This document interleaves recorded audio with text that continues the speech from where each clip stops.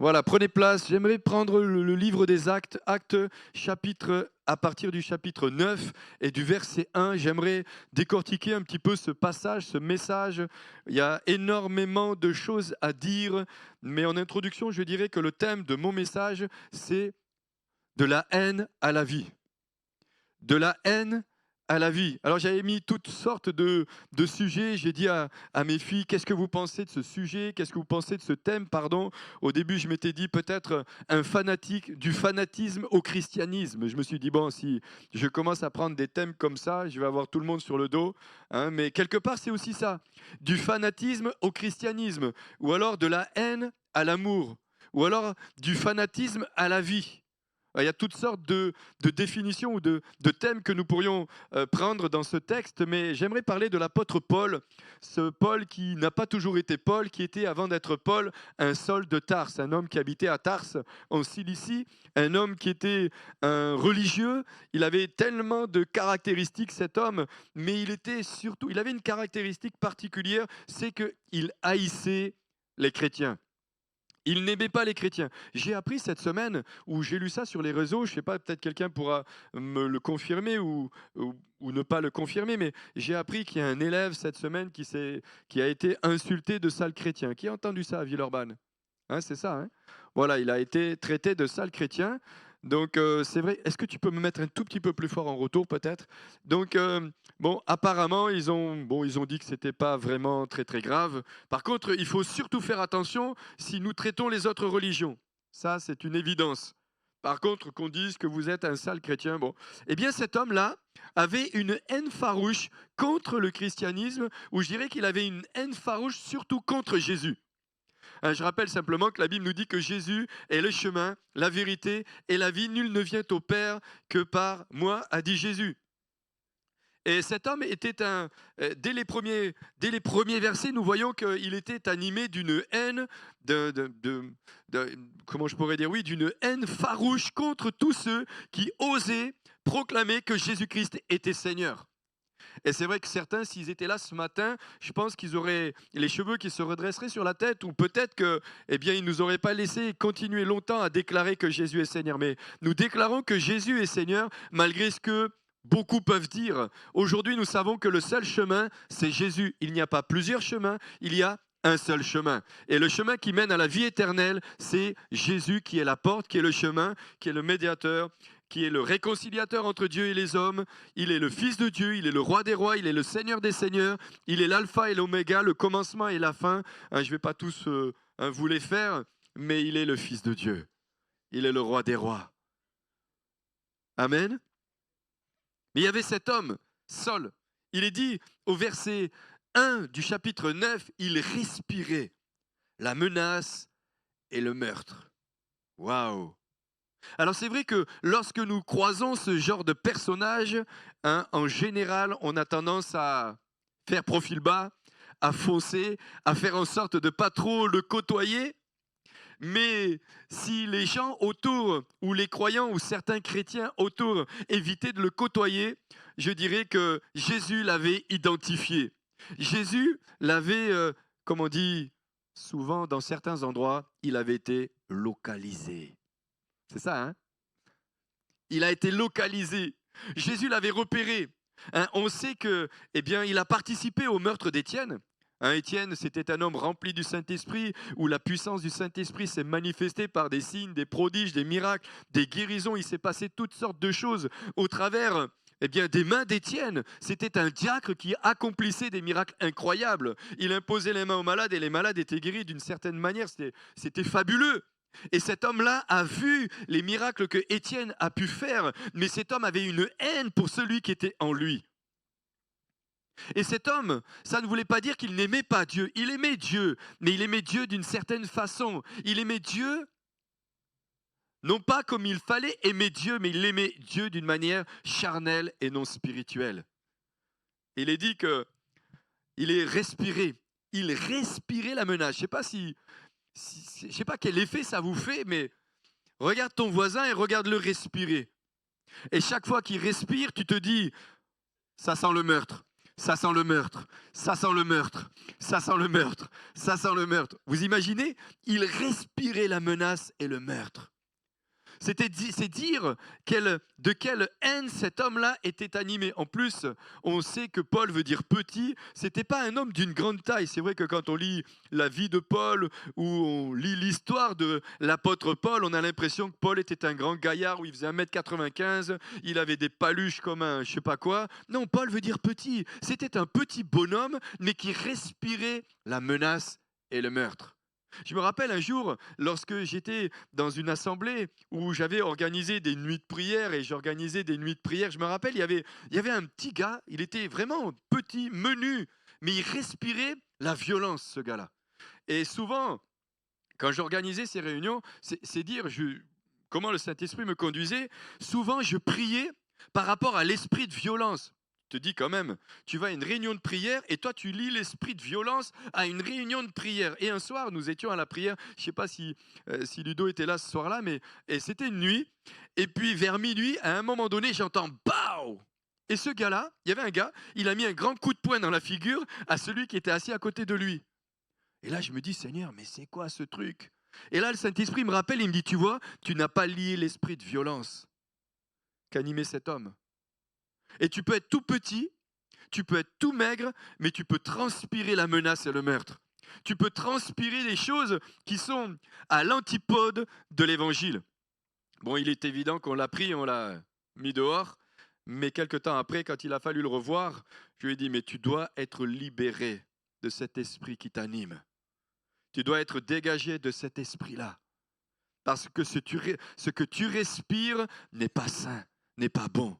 Et Saul respirait la menace. Il avait une haine. Il était amoureux de Dieu. Il aimait Dieu. Il était surtout amoureux de sa religion. Et il avait des valeurs qui correspondent à sa religion. Mais il ne connaissait pas qui était véritablement Jésus. Il ne savait pas qui était Jésus véritablement. Il ne savait pas que Jésus était le Messie, qu'il est le Messie. Il ne savait pas, il ne le connaissait pas, il ne l'avait jamais rencontré. Il n'avait rien vécu avec lui. La seule chose qu'il savait, c'est qu'il avait entendu que des hommes annonçaient le message de Jésus-Christ et qu'il se produisait des guérisons. Alors, pour avancer, il est dit qu'il respirait la menace contre les disciples du Seigneur. Il se rendit chez le souverain sacrificateur pour recevoir des lettres pour aller à Damas pour mettre en prison les croyants, les chrétiens. Waouh! C'est dire que non seulement il n'aimait pas ses croyants, il n'aimait pas ses chrétiens, mais en plus, il est allé voir les responsables, les sacrificateurs, pour empêcher que le message de l'évangile progresse, croisse et se développe. J'aimerais dire que, même si l'ennemi est farouchement opposé à l'évangile, ce que Dieu a préparé, il le fait arriver. Ce que Dieu a destiné avec toi, il le fera arriver. J'attendais plus d'amen quand même. Ce que Dieu a préparé, il le fera s'accomplir. Et moi, j'ai cette confiance en lui, c'est que lorsque Dieu a fait une promesse, il l'accomplit. Les disciples aimaient Jésus de tout leur cœur. Ils aimaient Jésus. Ils servaient Jésus. Ils annonçaient le message de l'évangile. Ils partageaient la bonne nouvelle. Ils avaient de l'opposition. Ils avaient des gens qui n'étaient pas avec eux, mais ce que Dieu avait destiné au travers d'eux, ça s'accomplira. Et ça s'est accompli. Et là, on voit cet homme, malgré la dimension de colère que cet homme était animé, il est dit qu'il a récupéré des lettres pour faire arrêter les croyants de Damas. Alors j'avance, je n'ai pas le temps de trop parler de Damas. D'ailleurs, cette ville existe encore aujourd'hui, mais il faut voir l'état dans lequel elle se trouve. Il est dit... Et lui demanda des lettres pour les synagogues de Damas, afin que, s'ils y trouvaient quelques-uns, hommes ou femmes, qui suivraient cette voie, il les amène à Jérusalem, comme il était en chemin. C'est pour ça que j'ai dit tout à l'heure, un fanatique qui passe du fanatisme à la vie, ou du fanatisme à la vie chrétienne. J'aimerais dire encore ce matin un point qui me semble important, c'est que nous ne sommes pas des chrétiens qui ne sommes pas nés chrétiens, nous devenons chrétiens. Amen. Et tout à l'heure, j'ai beaucoup apprécié le temps où on a prié aussi pour les enfants. Parce que nous voulons que nos enfants ne soient pas simplement dans nos églises, où nous ne voulons pas simplement que nos enfants comprennent ce que nous vivons, mais qu'ils vivent ce que nous vivons. Qu'ils puissent connaître le Seigneur Jésus. Qu'ils puissent le connaître comme étant leur sauveur, mais qu'ils puissent connaître le Seigneur Jésus comme étant le Seigneur de leur vie. Pas comme étant le Seigneur des parents ou comme étant le Seigneur des frères et des sœurs ou des autres, mais que Jésus devienne non seulement leur sauveur, mais leur Seigneur. Et qu'ils puissent vivre eux aussi quelque chose de spécial et de particulier. Et cet homme, Saul, avait une véritable religion. Il avait une religion, mais il ne connaissait pas Jésus. Il ne savait pas qui était Jésus. Il ne savait pas que Jésus était véritablement le Messie. Je rappelle que les Juifs attendaient le Messie. Ils attendaient le Sauveur. Lui était un Juif, mais il ne savait pas que celui qu'il était en train de combattre était celui qu'il aimait. Ça va ? Il n'avait pas compris que celui qu'il était en train de combattre était son Seigneur et son Sauveur. Il n'avait pas compris que celui qu'il était en train de combattre, c'est celui qui allait lui donner la vie éternelle. Parfois, nous pouvons nous aussi être dans l'erreur. Nous pouvons combattre des choses et être complètement à côté de la plaque.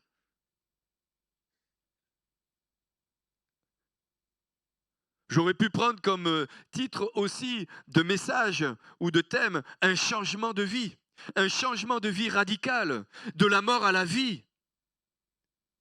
D'ailleurs, la Bible nous dit que nous étions morts et nous sommes vivants. Nous sommes passés de la mort à la vie. Nous sommes passés des ténèbres à la lumière. J'aurais pu dire aussi des ténèbres à son admirable lumière.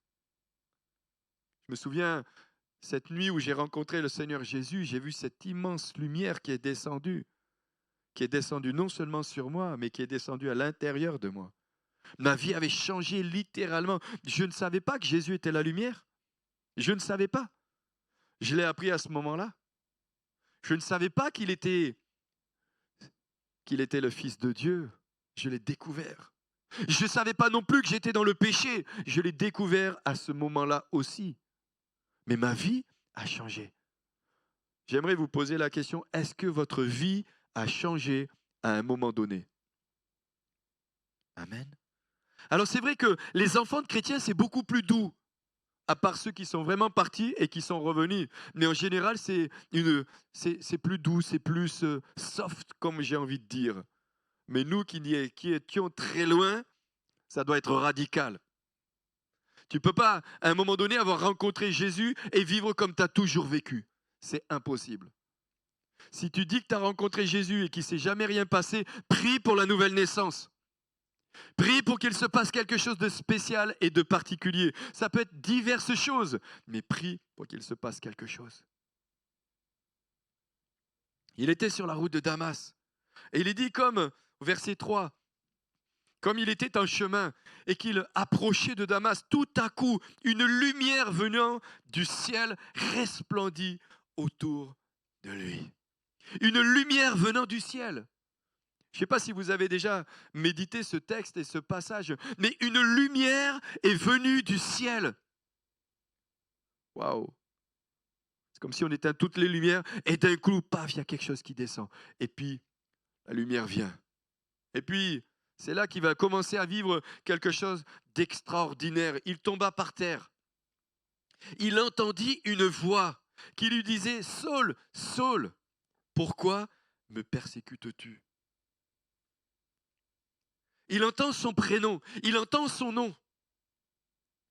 C'est là qu'on voit que quand nous avons dit tout à l'heure qu'il a été localisé, c'est que Jésus te connaît. Non seulement il me connaît, mais il te connaît. Non seulement il sait qui je suis, mais il sait qui tu es. Et il te connaît dans les moindres détails. Et j'ai même envie de vous dire et de nous dire que Jésus nous connaît mieux que nous-mêmes. Parce que des fois, même nous, quand on a certaines réactions, on se surprend. Ça vous est jamais arrivé ? C'est comme si nous-mêmes, on se fait des dribbles. On se surprend nous-mêmes. On a parfois des réactions, des attitudes, des comportements. On se dit, waouh, j'aurais quand même pas pensé ça de moi. Mais Jésus nous connaît parfaitement et dans les moindres détails. Il sait ce que nous vivons. Il sait exactement ce qui est au plus profond de notre cœur. Il le sait. On peut cacher beaucoup de choses aux hommes, mais à Jésus, tu peux rien cacher. Tu peux dribbler les hommes, tu peux les manipuler, tu peux essayer de les amener là où toi tu as envie, mais Jésus, tu peux pas. C'est impossible. Et là, il est sur cette route et il entend son prénom. Ça nous rappelle lorsque ils étaient sur cette montagne de la transfiguration, où à un moment donné, les disciples étaient avec le Seigneur Jésus. Et une voix s'est fait entendre du haut du ciel et a dit, celui-ci est mon fils bien-aimé en qui j'ai mis toute mon affection. Ou alors, celui-ci est mon fils bien-aimé, écoutez-le. Écoutez-le. Il a des choses pertinentes à dire. Il a des grandes choses à vous annoncer. Il annonce le royaume de Dieu. Il annonce mon royaume. Il est sur cette route. Il entend son prénom. Et là, Jésus va pas dire, tu es en train de persécuter mes disciples. Il n'est pas en train de dire, tu es en train de persécuter telle et telle personne. Tu es en train de persécuter, tu as des lettres pour tuer telle et telle ou mettre en prison. Non, il va dire, c'est moi que tu persécutes. C'est moi. Moi, ça me fait tellement du bien d'entendre aussi ces paroles. Parce que tout ce que les gens essayent de me faire, c'est pas à moi qu'ils le font, c'est à Jésus. Nous sommes tellement précieux et tu es tellement précieux. En tant que disciple du Seigneur Jésus-Christ, tu es tellement précieux. Tu as tellement de valeur, tu as tellement de prix. Je disais encore ces derniers jours, une âme, elle a tellement de prix. Nous sommes tellement précieux que Jésus va dire à Saul, c'est moi que tu persécutes. C'est pas mes disciples, c'est pas ceux qui sont à Damas, c'est pas les chrétiens de Damas, c'est moi que tu es en train de persécuter. Et là, il va se retrouver à terre, entendant cette parole. Et lui, quand je relisais encore ce texte, je me suis dit, mais lui, d'entrée, il l'appelle Seigneur. Il dit, qui es-tu, Seigneur? Et le Seigneur lui dit, moi, je suis Jésus que tu persécutes. Qui es-tu, Seigneur? Alors qu'il est dans cette circonstance, il est par terre, il voit la lumière, il entend cette voix et il commence à avoir une discussion, un échange. Et j'ai envie de dire, bien-aimé, on a le droit de poser la question à Jésus pour savoir s'il existe véritablement ou pas. Et ça me rappelle un jour, lorsque j'avais entendu l'évangile dans une église, j'étais allé écouter l'évangile, on m'avait invité. Et quand je suis rentré chez moi, j'ai posé la question à Jésus et j'ai dit, Jésus, si tu existes vraiment, révèle-toi dans mon cœur. Sinon, moi, ça ne m'intéresse pas. La religion ne m'intéresse pas. Elle ne m'intéresse toujours pas aujourd'hui. Mais j'ai dit, si tu existes vraiment, si tu es vraiment celui que tu prétends être, si tu es vraiment le médiateur, si tu es vraiment celui que tu dis être, alors révèle-toi dans mon cœur. Parce que moi, je veux te connaître. Mais c'est prendre des risques. Parce que si tu apprends à connaître Jésus, tu ne pourras plus marcher comme tu as marché. Et là, il va lui dire, mais qui es-tu? Seigneur, qui es-tu? Il faut savoir quand même il faut comprendre, et nous le comprenons, mais pour vivre une telle révélation, un tel contact avec Jésus, une lumière, une voix qui parle. Et vous avez remarqué qu'il n'a pas fui en courant. Il n'est pas parti en courant. On n'a pas le sentiment qu'il panique. Il veut juste savoir à qui il a affaire. Il est en train de vivre une véritable révélation. Et c'est vrai que quand Jésus parle, quand il se produit, quand Jésus veut se révéler, on ne fuit pas. On a une sainte crainte intérieure. On sent qu'il y a quelque chose de divin qui se produit. Il y a quelque chose de spécial qui se passe à ce moment-là. Qui es-tu, Seigneur? Il dira, je suis Jésus que tu persécutes. Et là, il va continuer. Il te serait dur de régimber contre les aiguillons. Tout tremblant et stupéfait, il dit, Seigneur, que veux-tu que je fasse? Seigneur, que veux-tu que je fasse? Tout à l'heure, il y a eu un appel pour la consécration, pour servir le Seigneur. Et je crois que c'est aussi pour beaucoup. Que veux-tu que je fasse? Pas Seigneur, conduis ma vie, dirige ma vie comme toi, comme moi je veux, mais comme toi tu veux. Non pas ce que moi j'ai envie de faire, mais ce que toi tu veux faire avec moi. Là, je fais un mélange. À la fois, c'est pour ceux qui ne connaissent pas Jésus et à la fois, c'est pour les chrétiens. Il y a trop de chrétiens aujourd'hui qui disent Seigneur, bénis mes projets, bénis mes plans, fais ceci pour moi, fais cela. Est-ce que tu peux m'emmener là? Est-ce que tu peux ceci? Est-ce que, Seigneur, s'il te plaît. Mais nous devrions rentrer dans une autre dimension. Seigneur Jésus, que veux-tu que je fasse? Qu'est-ce que tu veux que je fasse? Toi qui t'es révélé dans mon cœur, qu'est-ce que tu as comme plan pour ma vie afin que je puisse te servir le plus efficacement possible? Qu'est-ce que toi, tu as prévu? Qu'est-ce que toi, tu as préparé? Qu'est-ce que toi, tu souhaites? Qu'est-ce que toi, tu veux? C'est une autre dimension. C'est une dimension beaucoup plus grande. Mais si nous apprenions à rentrer dans cette dimension spirituelle, nous allons vivre de très grandes choses avec le Seigneur Jésus. Parce que le plus important, c'est pas ce que nous voulons, mais c'est ce que Dieu veut. Ça va pour les Amen? C'est ce que Dieu veut. Et là, on voit que Saul dira, qu'est-ce que tu veux que je fasse? Alors le Seigneur lui dit, entre, lève-toi, entre dans la ville et l'on te dira ce que tu dois faire. Lève-toi, entre dans la ville. Ça me rappelle la fois où j'avais été appelé à partir en Afrique. Dieu m'avait montré que je devais partir en Afrique. Jésus m'avait révélé que j'irais 1 an en Afrique et je me souviens que je priais, je disais Seigneur, mais qu'est-ce que tu veux que je fasse? Et le Seigneur me dit, comme il me redonne ce texte, entre dans la ville et on te dira ce que tu dois faire. Je suis arrivé à Bangui, on m'a dit, bon, toi, tu vas aller à Bambari et vous allez construire une pharmacie. On a construit une pharmacie. En même temps, on allait dans les villages, on allait prêcher l'évangile, on allait baptiser des gens, on prêchait dans les villages. Je me rappelle, j'ai fait toute la Waka, toute la zone. On allait écoutez bien, ici, quand on baptise les gens, l'eau, elle est tiède, peut-être un peu trop chaude parfois. On nous dit, ah, elle est trop chaude. Là-bas, on baptisait dans des marigots. Pour ceux qui connaissent les marigots. Un jour, on va prier, on va baptiser des gens dans les marigots. C'est de l'eau, tu vois pas tes pieds. D'ailleurs, tu vois rien du tout. Tu rentres, si tu as de l'eau jusque-là, tu vois rien. C'est tout marron. Et ça m'est arrivé de me dire un jour, ici un croco, je suis un peu cuit. Mais, mais je me rappelle un jour, je me suis retrouvé avec des vers de pied, pour ceux qui connaissent, des vers de pied. Oh, j'avais tout. Bon, bref, je vais pas tout raconter toute ma vie, mais n'empêche que les gens se font baptiser dans ça.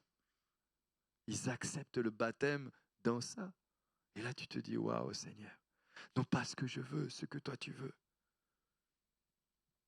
On allait dans les villages, on prêchait l'évangile, on annonçait l'évangile. Je me rappellerai toujours un jour on était 2 missionnaires, on prend un bac et puis on traverse le fleuve. Vous savez, les bacs qu'on ne connaît pas ici. Vous voulez que je vous raconte, je ne sais pas si je l'ai déjà raconté, mais peut-être certainement 15 fois, mais je le redis encore. Vous montez sur le bac et vous avez un grand câble qui traverse le fleuve. Mais le fleuve, c'est pas 3 gouttes qui coulent, hein. C'est un fleuve, c'est un grand fleuve. C'est là, tu sais que tu ne peux pas nager, tu ne peux pas le traverser. Tu vois plein de boue, et puis tu vois que ça descend. Donc tu montes sur le bac, tu as un grand câble, il t'attache le truc, donc il te largue les amarres, tu pars avec le courant, et d'un coup, avec la force du câble, pom, toum, hop, il te ramène de l'autre côté. Et là, tu te dis, Seigneur, permets que le câble ne casse pas. Parce que là, je ne sais pas où je vais arriver. Il y en a qui connaissent ce genre de fleuve de... Ah, c'est... Et hop, on allait visiter. Et je me souviens un jour, on était 2 missionnaires. Un des missionnaires me dit, bon, écoute, toi, tu restes dans ce village, moi, je vais dans l'autre. Donc le soir, je reste dans le village. Je ne sais pas si vous avez déjà connu ça pour certains, mais il y avait tellement de bêtes qui nous, qui nous- on était obligé de rester comme ça tellement c'était difficile. C'était incroyable. Tu devais te maîtriser. On annonçait l'évangile. On partageait l'évangile. Et là, on était loin des super hôtels, des super endroits. D'ailleurs, il n'y en a pas beaucoup là-bas. Mais on annonçait là, on partageait. Non pas ce que je veux, mais ce que tu veux. Et là, Paul, instantanément, Saul de Tarse, dira, non pas ce que je veux, ce que toi tu veux. Non pas ce que tu veux. Et vous savez, moi, j'aime bien le camembert, j'aime bien les bons petits repas. Mais on a mangé aussi des choses, waouh. Et on était avec nos frères. On était dans les villages, on annonçait l'évangile. Et le lendemain, paf, le frère revenait me chercher. Et tac, on rentrait et puis on continue à faire ce qu'on avait à faire. Et aujourd'hui, cette pharmacie, elle fonctionne toujours. Mais on a dit un jour au Seigneur, non pas ce qu'on veut, non pas ce que je veux, mais ce que toi tu veux. Et je crois que c'est un défi que le Seigneur veut relever encore aujourd'hui dans le cœur des croyants. Non pas ce que nous voulons, mais ce que toi tu veux, Jésus. Non pas ce que je veux. Et là, on voit notre ami Saul de Tarse. Et le Seigneur lui dit, lève-toi, entre dans la ville, et on te dira ce que tu dois faire. Les hommes qui voyageaient avec lui s'étaient arrêtés muets de stupeur. Ils entendaient la voix, mais ne voyaient personne. Ils entendaient la voix. Vous savez, entendre la voix de Dieu, c'est tellement impressionnant. C'est tellement impressionnant. Saul se leva de terre, et malgré ses yeux ouverts, il ne voyait rien. Il ne voyait rien. On le prit par la main pour le conduire à Damas. Lui, un homme de cette trempe, de ce calibre, il a fallu qu'on le prenne par la main pour qu'il arrive à Damas. D'un coup, cécité. Dieu a permis qu'il n'y voie plus cette lumière. Il n'est pas dit que les autres ont été aveuglés, mais lui a été aveuglé. Alors j'aurais pu prendre aussi comme thème aveugle, un aveugle qui retrouve la vue. Un aveugle qui retrouve la vue. Et là, on voit qu'il arrive à Damas. Il fut 3 jours sans voir. Il ne mange pas et il ne boit rien. Or, il y avait à Damas un disciple du nom d'Ananias. On voit 3 personnages dans ce texte. Premièrement, Saul de Tarse. Deuxièmement, Jésus qui intervient. Et troisièmement, un disciple du Seigneur Jésus, Ananias. Un homme qu'on entendra une seule fois, mais un homme rempli de vie, rempli du Saint-Esprit, rempli de puissance. Un homme qui est aussi disponible entre les mains de Jésus. Bon, il a discuté. On a le droit de discuter, je vous le conçois. C'est vrai que des fois, quand on doit aller dans certains endroits, je vous garantis, je ne suis pas plus un héros que les autres. Un héros. Ça prend un H, hein.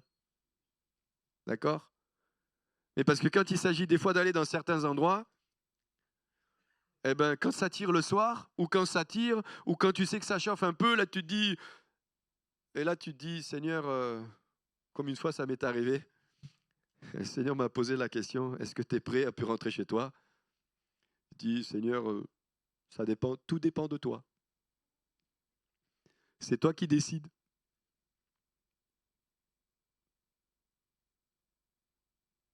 Et là on voit Ananias, un disciple du Seigneur Jésus-Christ. Pour moi, cet homme, je pense qu'il avait une onction apostolique. Ce n'était pas n'importe qui imposait les mains, c'était des hommes qui avaient été choisis dans l'Église. Vous retrouvez ça dans Jacques, mais je ne vais pas plus loin. Ananias. Or, il y avait à Damas un disciple du nom d'Ananias. Le Seigneur lui dit dans une vision, Ananias, il répondit, me voici.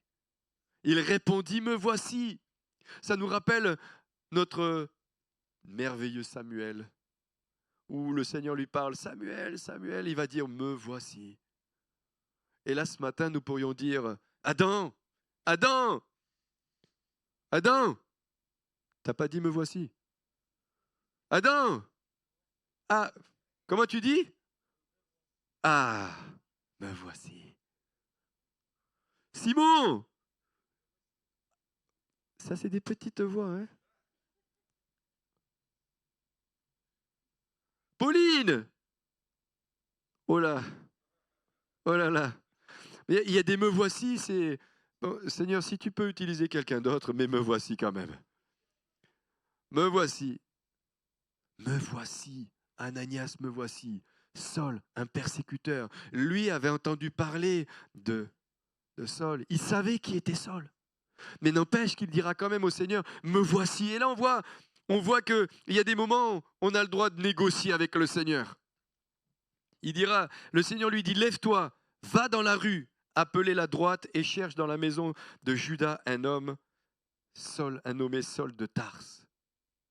Quand je dis me voici, je donne la possibilité à Jésus de me permettre de vivre des grands miracles. C'est tout. Si je dis me voici, je laisse la possibilité à Jésus de vivre des grands miracles. La semaine dernière, j'étais dans une assemblée et j'ai eu plusieurs paroles de connaissance que Dieu m'a données.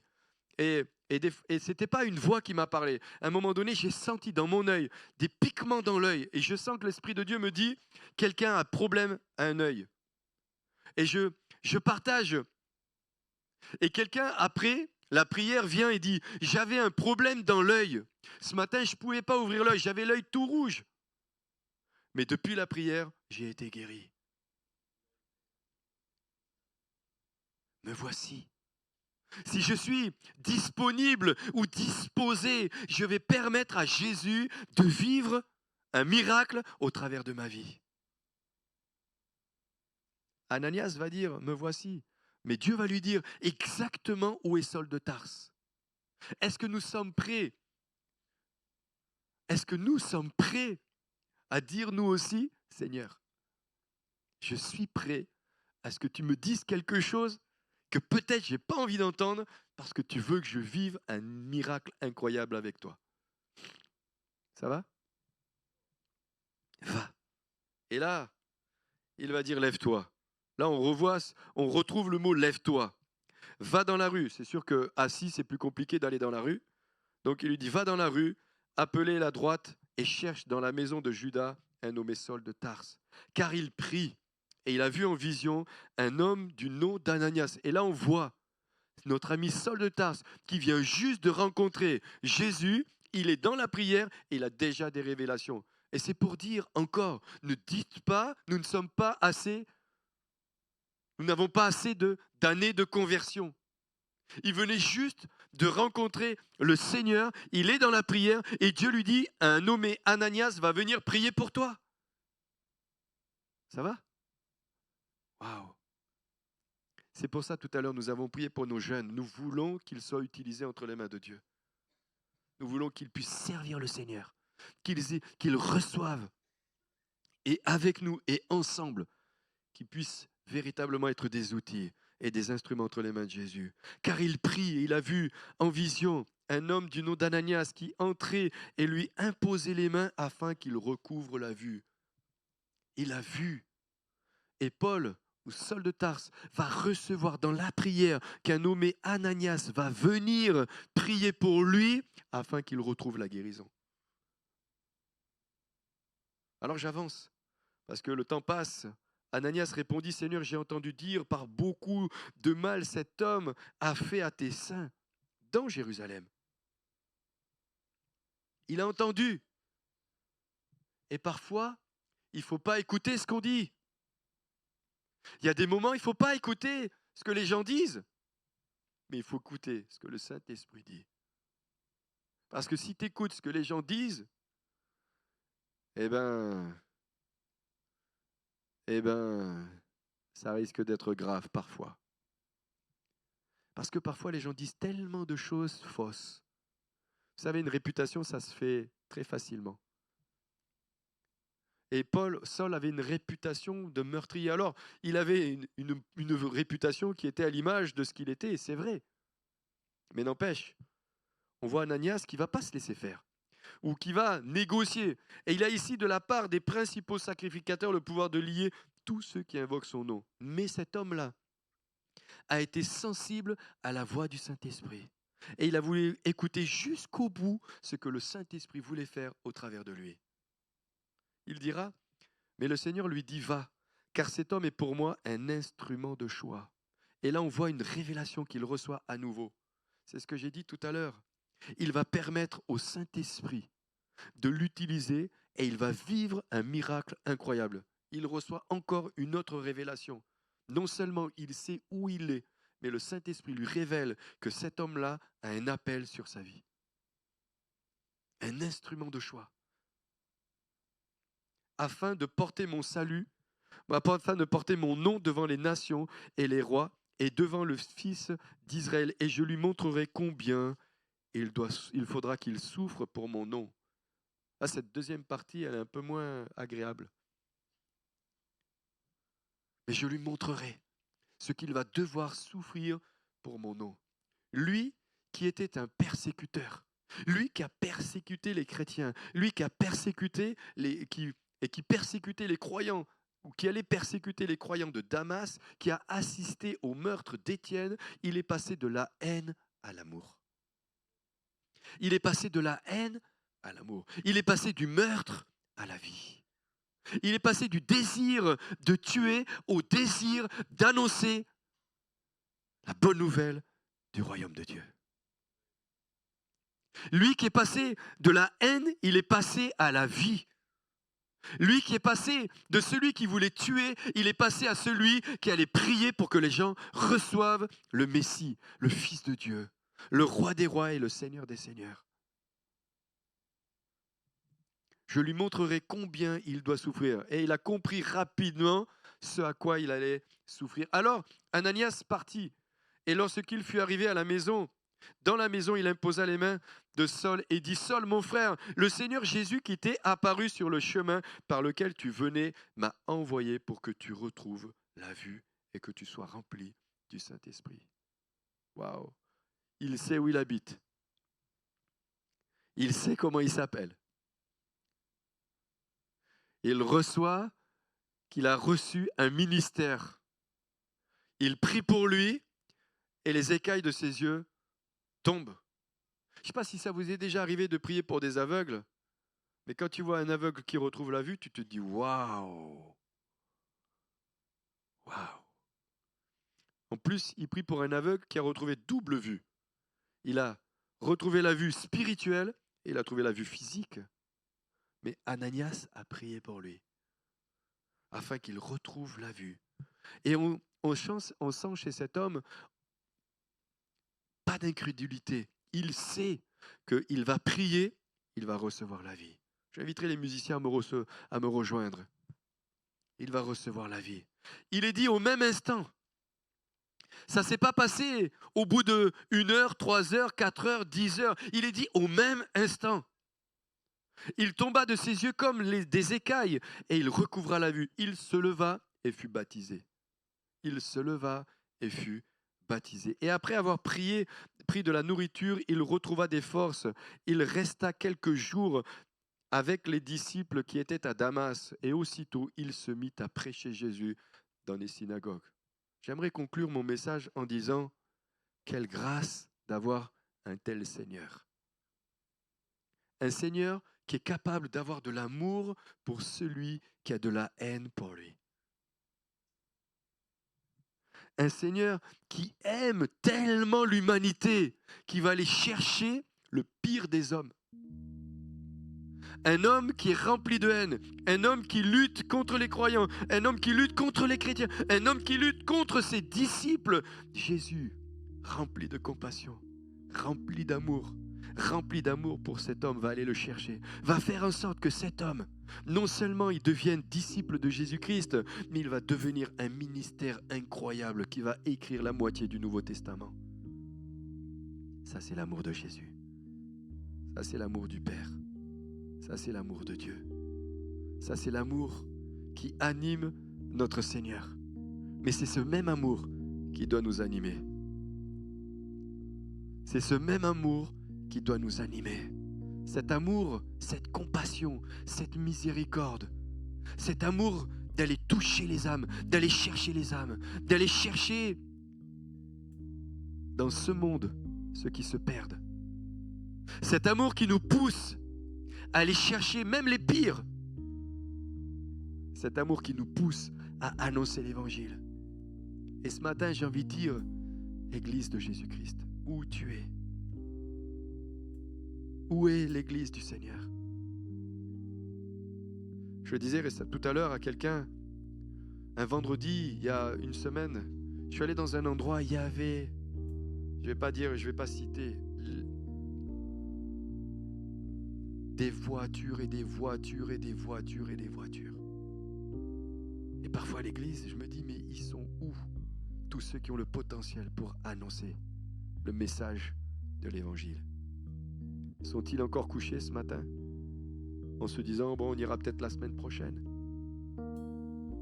Mais la Bible, elle le dit dans Amos, prépare-toi à la rencontre de ton Dieu. La Bible nous dit que Jésus revient bientôt.